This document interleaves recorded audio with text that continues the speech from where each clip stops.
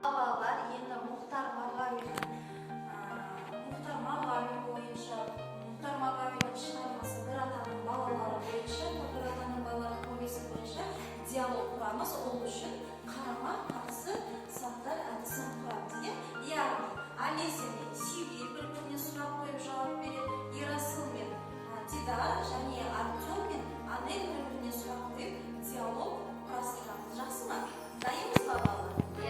Жақсы, ендеше бастаймыз.